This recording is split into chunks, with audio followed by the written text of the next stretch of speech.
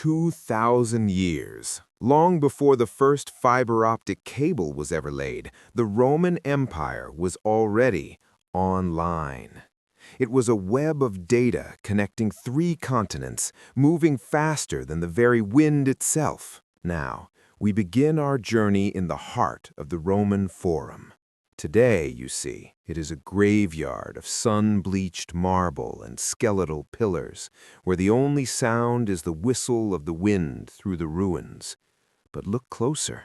Right there near the Temple of Saturn, there stands a humble, crumbling base of a monument once sheathed in gilded bronze, the Miliarium Aureum, the golden milestone. To the casual observer, it's just another ruin, right? But to the investigator of the past, it is the central server of an ancient world. Every single road in the empire began right here. But these roads were more than just paths for marching legions. They were the high-speed cables of a continental network. We often imagine the ancient world as a place of isolation, a place where news moved at a glacial pace. But we are told that the past was a silent, disconnected era. But that is a myth. Beneath the dust of millennia lies the evidence of an invisible pulse. Just imagine an emperor sitting in his palace high on the Palatine Hill. To his north, a legion in the fog-drenched forests of Britain begins a dangerous mutiny. To his south, the wheat harvest in the scorching fields of Egypt fails, threatening the capital with a catastrophic famine. In a world without satellites, without electricity, and without wires, how did the throne room in Italy receive word of these crises within days? You see, the Roman Empire was a massive, sprawling organism that required constant, real-time updates to survive. If the flow of information stopped, the empire died. Amazingly, they developed a sophisticated system of data transfer that defied the physical limitations of their age. A secret infrastructure that allowed messages to skip across mountains and seas with terrifying efficiency. What was the hidden technology that powered this ancient internet? How did they achieve a level of connectivity that the world would not see again until the age of the telegraph? To find the answer, we must look past the stone and into the shadow of a system that moved at the speed of human ambition. Step away from the shadows of the Colosseum, you see, and the glint of the legionnaire's blade. For centuries, we have been sold a specific image of Rome, a static world of cold marble and iron-fisted conquest. But this is the official lie, a curated mask that hides the true genius of the empire. Beneath the surface of these ancient ruins lay a fluid, hyper-connected organism pulsing with a vitality that the modern world is only now beginning to truly understand. This was the cursus publicus, the state-run relay system that acted as the empire's central nervous system. While popular legends speak of primitive smoke signals and lone messengers lost in the wilderness, the reality was far more terrifyingly efficient. Rome did not rely on luck, no, they relied on mathematical precision. Every 12 to 15 miles, a traveler would find a mutatio, a station where fresh horses stood waiting, groomed and ready to carry the weight of imperial secrets. Every 30 miles, a man-show provided a fortified hub, a place of record-keeping and logistical certainty. This was a world where a decree issued in the golden heart of the Forum could reach the wind-swept cliffs of Britain with a speed that defied the physical limitations of the age. It was a network that challenged the very concept of distance, turning thousands of miles of rugged terrain into a singular, manageable stream of data. The scale was staggering, and the coordination was near miraculous, creating a synchronization of human effort that the world would not witness again for nearly 2,000 years. But such a massive, invisible engine did not just appear by accident. I mean, think about it. It required a blueprint so sophisticated it bordered on the impossible. However, there was one detail everyone missed, a hidden logic in the design that suggests this ancient internet was not just built for messages, but for something far more ambitious. The man who saw the true potential of this network, you see, was not a general obsessed with the front lines, but a visionary obsessed with the flow of information. Caesar Augustus understood a terrifying truth. The Roman Empire was too vast to be ruled by iron alone. To control the horizon, he needed to control the word. He became the chief architect of an invisible web, a central nervous system designed to bridge the silence between Rome and its furthest frontiers.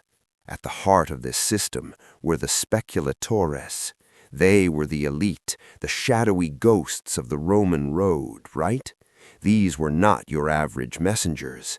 They were human packets of data, hand-selected for their loyalty and their ability to endure the impossible. Imagine one of these men riding through a rain-slicked mountain pass in the dead of night. In his satchel lies a single piece of papyrus sealed with the emperor's signet. He carries more than just ink. He carries the fate of nations. If he falls, or if that scroll is intercepted, a legion might march into an ambush, or a city might starve. The psychological weight was immense. Every hoofbeat was a heartbeat for the empire. A single lost scroll could mean the death of thousands. But the speculatores were the exception, the high-priority signals. The heavy lifting of this ancient internet, well, it fell to the tabellari. These were the dedicated carriers who formed the backbone of Roman communication, while the world around them remained anchored to the slow crawl of provincial life. The tabellari were in constant motion. They were a relay of human endurance that defied the limitations of the era. They moved through the darkness and the heat of the Mediterranean sun with a relentless, mechanical precision that seemed to mock the distance itself. In an age of wooden wheels and leather sandals, these men achieved speeds that shouldn't have been possible. They crossed continents in days, not months, maintaining a pace that would not be matched for another 18 centuries. But how did they do it? I mean, how did a civilization without a single drop of fuel or a single spark of electricity create a system that moved information faster than the wind? The secret didn't just lie in the men, but in a series of hidden structures, architectural marvels that functioned like the high-speed routers of the ancient world. And it was within these structures, that the Romans hid a terrifyingly efficient secret about how they stayed ahead of time itself. To truly understand the Roman internet, one must look beyond the stone beneath our feet and focus instead on the nodes scattered across the landscape. These were the mutationes, you see, small, unassuming stations that functioned as the ancient world's very own signal boosters. While the roads were the fiber-optic cables of the empire, the mutationes were the repeaters that kept the data from fading away. Every 10 to 12 miles, a courier would spot a plume of dust on the horizon and a small fortified structure rising from the earth. Within these walls, a specialized team of grooms and veterinarians waited in a state of constant readiness. This was a high-speed pit stop, refined, to a level of cold, mechanical precision. As the courier rode in, he didn't dismount to rest, not for a second. He didn't wait for his horse to drink. In a flurry of motion that would rival a modern racing crew, the exhausted animal was swapped for a fresh one. In the eyes of the Roman state, a horse was not a companion or even a creature of burden. It was, quite simply, a replaceable battery. They treated biological life as a commodity to be used and discarded, all in the name of throughput. By utilizing this relentless relay of fresh muscle, the Romans achieved a transmission speed that the world would not see again until the arrival of the locomotive and the telegraph nearly 2,000 years later. But, you see, a system cannot run on speed alone. It requires data hubs. For this, the Romans engineered the mansones. Located every 25 to 30 miles, these were the grand centers of the network. Softly, yet intrigued, here the data, the exhausted couriers, could finally reboot. Expansive, these massive complexes featured granaries, barracks, and even thermal baths, all designed to ensure that the human element of the machine didn't break down under the sheer pressure of the pace. It was truly a masterpiece of logistical optimization. The Romans had calculated the exact point of animal exhaustion and human endurance, building their empire's hardware to match those limits perfectly. This was a world where a decree from the emperor in Rome could reach the edges of the Sahara or the deep forests of Germany with a terrifying, almost supernatural swiftness. Yet, as brilliant as this hardware was, it was only as secure as the people who operated it. Because, while the Romans had mastered the art of moving information, they had also created a system that could be exploited by those who knew its secrets. And it was in the shadow of one of these very way stations that a single message was intercepted, a message that would trigger one of the greatest betrayals in the history of the ancient world. Imagine a cold gray morning in Londinium. The air is thick with the scent of wood smoke and the damp chill of the Thames. Inside a cramped administrative outpost, the silence is shattered by the frantic scratching of a stylus against a wax tablet. A scribe, his hands trembling from more than just the cold, etches jagged characters into the blackened beeswax. A revolt has begun. The northern tribes have broken the line. This single tablet, you see, it's a bite of raw, volatile data. It is a spark that could set the entire empire aflame if it doesn't reach the heart of the machine in time. Within minutes, the tablet is sealed and handed to a courier of the cursus publicus. He doesn't wait for the rain to stop. He screams onto the paved Roman road, the rhythm of horse hooves striking stone, sounding like a countdown. This is the pulse of the empire in action. The message flies across the rain-swept plains of Gaul, moving from one relay station to the next with the precision of, well, a modern fiber-optic signal. Fresh horses are waiting at every stop. Tired riders are swapped for the rested, their lungs burning in the mountain air as they ascend the treacherous, snow-choked passes of the Alps. As the climate shifts from the brutal north to the sun-drenched valleys of Italy, the data gains momentum.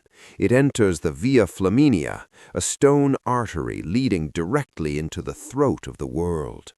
Finally, the courier bursts through the gates of Rome, weaving through the chaos of the Subura, until he reaches the epicenter of all things, the Miliarium Aureum, the golden milestone.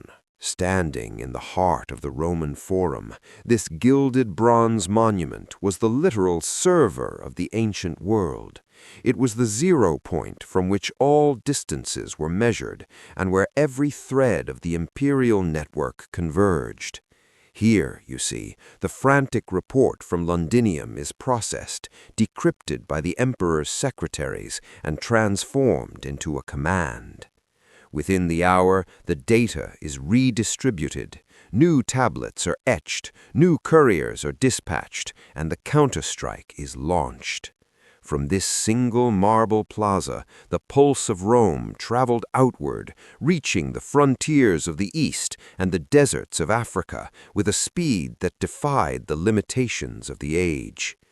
It was a masterpiece of human engineering, a nervous system that allowed one city to feel the twitch of a finger 1,000 miles away. But, as perfect as this system seemed, it relied on a delicate balance of trust and absolute control. Because, you see, when the golden milestone began to receive conflicting signals, the entire empire risked a system-wide crash. And very soon, a new kind of message would arrive at the forum, one that no one in the capital was prepared to process. You see, every masterpiece of engineering carries a hidden invoice, and for Rome, the bill was staggering.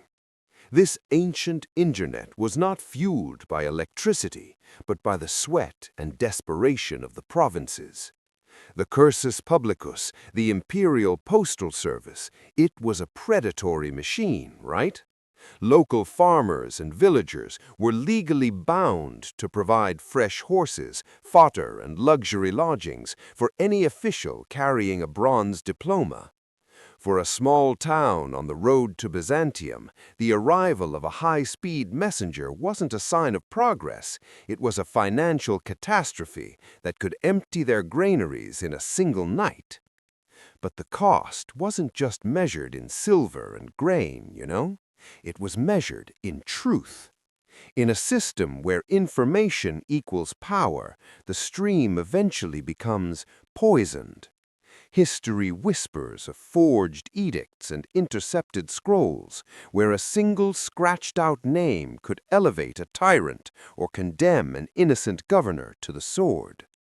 The central server of the Roman world, the emperor, was only as good as the data he received. When the ping time between the frontiers of Britannia and the palaces of Rome stretched into weeks, the empire began to lag. Reality on the ground was moving faster than the ink could dry, leaving the capital to govern a ghost version of an empire that had already changed. Then came the final, most bitter irony. The Roman roads were the highest-speed hardware the world had ever seen, engineered to withstand the march of centuries. But a road, you see, a road is indifferent to who treads upon it. Intense. As the Roman military machine began to stutter, the very infrastructure that had unified the Mediterranean became a guide for its destruction. The Germanic tribes and the Goths didn't need to struggle through dense forests or navigate treacherous swamps. Rome had built them a paved, direct highway straight to its own throat. The high-speed network that facilitated the empire's rise now accelerated its collapse, carrying the weight of invading boots with the same efficiency it once carried the emperor's word. We look at our own interconnected world, our fiber optics and our satellite arrays, and we see a peak of human achievement, right? We believe our connectivity makes us invincible. But as the shadows lengthened over the Roman Forum, the citizens realized a terrifying truth that we are only beginning to rediscover. Because while the network can bring the world together, it also ensures that when one part of the system finally breaks, the fire spreads faster than anyone can hope to extinguish it. And in the flickering light of the setting sun, a new power was rising in the east, one that didn't need roads to conquer the mind. But even as those fires consumed the old world, you see, the foundation remained. The cursus publicus did not truly die, it simply drifted into a long, deep slumber.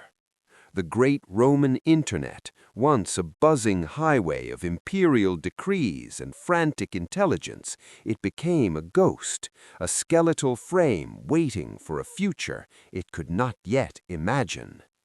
While our modern internet relies on the hum of silicon and the near instantaneous speed of light, the Roman network was forged in stone and fueled by human sweat. We often look at our digital age as a clean break from the past, believing our connectivity makes us the masters of an entirely new frontier. But in truth, we are merely building on the ruins of giants. Look closely at the world today, right? Beneath the asphalt of modern Europe, beneath the arterial highways of France and the frantic pulse of the United Kingdom, lie the original blueprints. When you use your GPS to navigate the continent today, you are often tracing the exact path laid down by a Roman engineer 2 millennia ago. The logic of the relay station, the relentless pursuit of speed, and the very concept of a world without borders were all perfected in the shadow of the Forum. The postal routes that deliver our commerce and the fiber optic cables that follow our interstates are the spiritual successors to a system that once held the known world in its grip. You see, we aren't the first civilization to be connected. We are simply using new wires for an ancient dream. The Roman network proved that information is the ultimate power, the one thing that can hold an empire together, and the one thing that can accelerate its end. They vanished, and their stone circuits crumbled, but the world they designed is the very world we inhabit today. The network remains, the roads are still there, and we are still walking them. If you seek to continue unearthing the lost technology and forgotten wonders of the ancient world, subscribe to Hidden Epoch Narratives.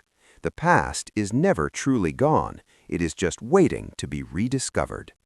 Tell us in the comments which piece of ancient tech should we investigate next.